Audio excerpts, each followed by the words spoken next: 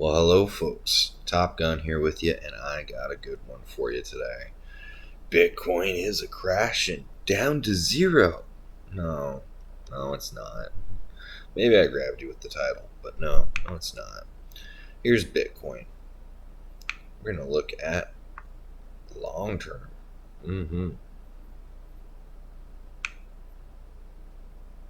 Make a point here. Alright, there we go. So we are looking at some long-term information here. Alright, let's see, is my volume up? Yeah, alright. Should be able to hear me. Alright. So yeah, we're looking at some long-term trends here, which means let's go ahead and scoot this forward. This giant bull flag is heading like this. So what are we going to talk about? First off, let's actually have a look at the market. I've gone ahead and marked some things out. Oh my. Oh me, oh my.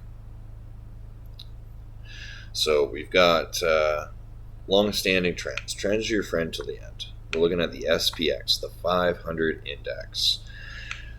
So pretty much we've had a lot of pain in the market. What's going on? Well, the CPI made a leak Thursday night, and it pretty much says that inflation is out of control. The Fed has to come out swinging, and Mr. Powell takes a stand on Wednesday. So the market freaked because everything looks bad for the market. So SPX took a dive, so did NASDAQ, so did Apple. Oh, look at that. Even have to readjust this trend. Ouch. Ouchie, ouchie, ouch. Trend is your friend till the end. Up here, this is overly optimistic, it appears, for this side of Apple. Right now, the current trend is kicking here. That's pretty painful. Pretty painful. So my apologies to Mr. Burr. I mean, he shorted in around here. I was like, there's room for a rebound. It happened. I just thought there was more room for a rebound. Because, yeah, I was tracking the double top in Apple. Meanwhile, this has been cracked right open. So we'll use this line now to articulate the longer trend. See if the support lines hold out, but basically, yeah, there's room for a lot more free fall in Apple. I pretty much have pretty much we all got to see what the Fed says, because the dollar is gaining strength. Oh my god, look at that. It is back at 104 for support. And oil has been riding the high end of the trend. It is trying to recapture this line 120 for support. Basically, inflation is intact, and we got to see what the Fed's going to say. So in the meantime, Bitcoin, we're going to look at long-standing trends, because short term, well, yeah, let's look at it. Short term, ouch. You lost the 28,000 as support, 28,005, and we've got this soft line of support at 22.8, which we are heading towards today. But 3 lines of support do meet, so chances are we might have some more sideways action in store. Trend is your friend till the end. And Bitcoin, for its bear market trend, its flag right now, the full correction that it has to do, that range falls right in here in November. So Bitcoin's got a lot of correcting left to do, and I don't see us breaking out of this trend before fall. So Bitcoin pretty much sat there and killed the market rally in the real market by going, yeah, no, I'm not feeling the risk is not on, there's more pain to happen, here's the pain. So basically on Wednesday, if the market likes what Mr. Powell has to say, well, and Bitcoin flags on some risk on conditions, which now that it's taken some pain and Michael Saylor is probably crying in a bathroom somewhere, there's room for it to have a little bit of a technical rebound. Maybe flash some risk on for the rest of the market. So this week will be interesting to watch. In Ethereum, I have even gone ahead and marked some long-term standing trends. Yes, I've gone into historical data for this. So we can see the same pain, but basically the longest standing term, the longest time, is yellow. The middle one is orange, and the newest time frame is green. Because of our little bounce ranges here, we basically have some room to come back and test, just like Bitcoin, this green range. If you can break out of it, there's room for a little bit of a market rally, but we'll probably feel some more pain on the next point of resistance until it comes down to the long standing point of support. Oof, these red sectors. Then we've got room for another market rally or dead cat bounce. So there is room for growth in a bear market, room for some swing trading, which I don't recommend. Time in the market is much better than time in the market, because this is reading the tea leaves. It doesn't tell me what the future will be or what Mr. Powell will say or if the shares will like it, but this is a little bit of long-standing trends that are starting to show out, which directions we're heading, what the trading environment's like, various points of support. So yeah, this stuff is kind of visible to actually track and see. And we've got BNB and Ethereum tracking each other fairly similarly for shape. Basically, still not seeing it all, and all of it is me sitting here waiting and watching Hex. And Hex has had some long-standing. We broke just a little bit. We were getting ready to take off. We had broke the long-standing, and we came in for more market pain.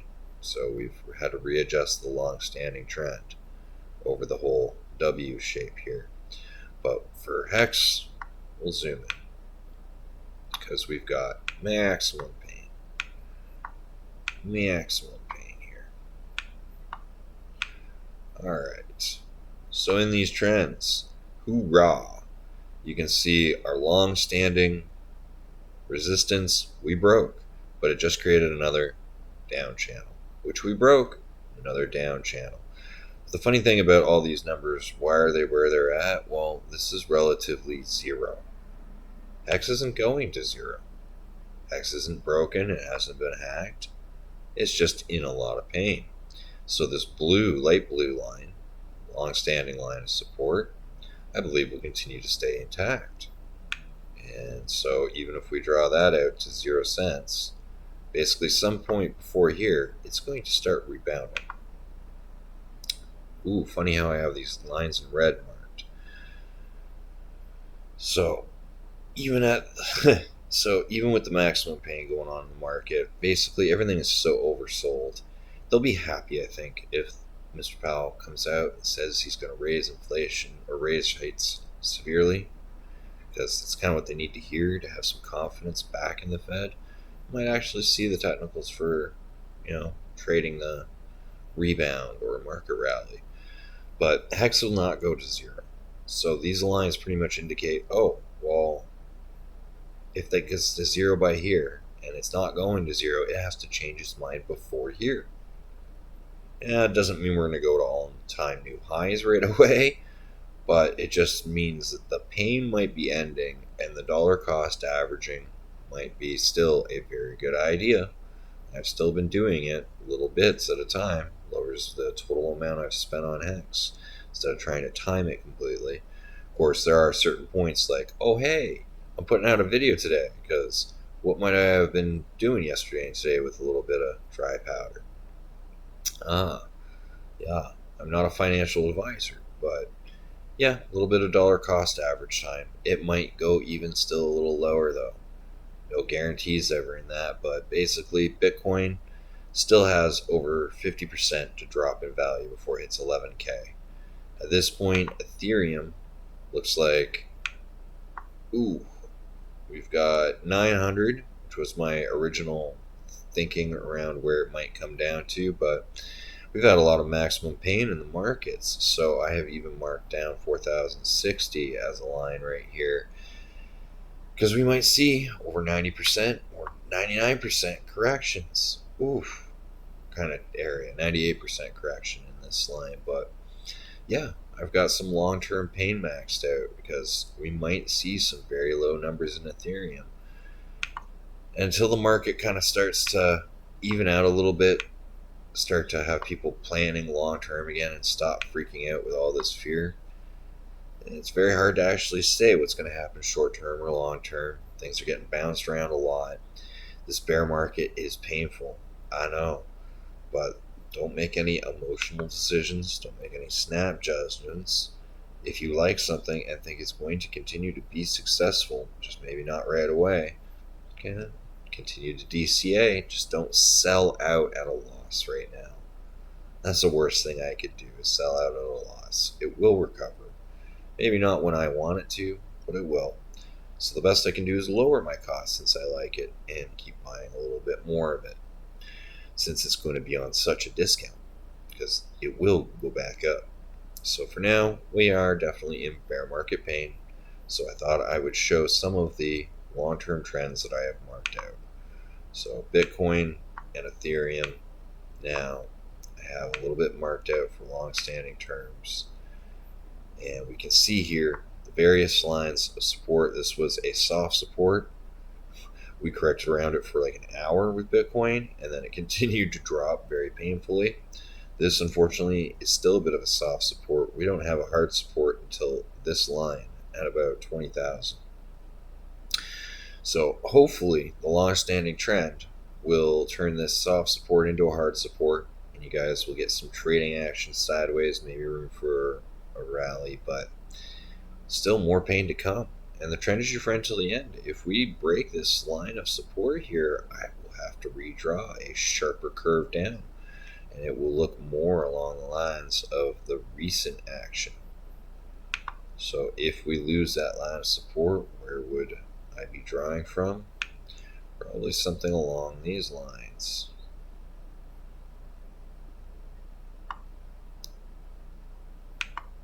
That looks a little too steep.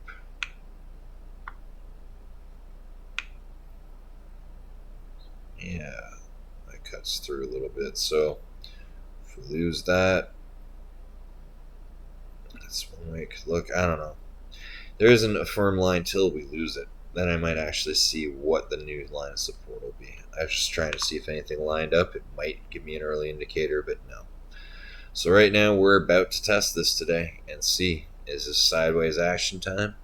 I don't think it's going to be a full rebound, but sideways action or down. Do we go right down to the 20K? Will this be enough? The two trends of support for the long term and short term, and for our measured historical past. Zoom out. Oh, that's why we had a little bit of a decision here. Not much of one. A little bit of a correction. That's why it's a soft support. So we'll see how this plays out. But yeah, the long-standing downtrend is to here. For right now, the trend is your friend until the end. Anyways, hope I could, at least, even if I don't have a whole lot of hope for you guys, let you know what the market's looking like, what kind of trends I've broken out.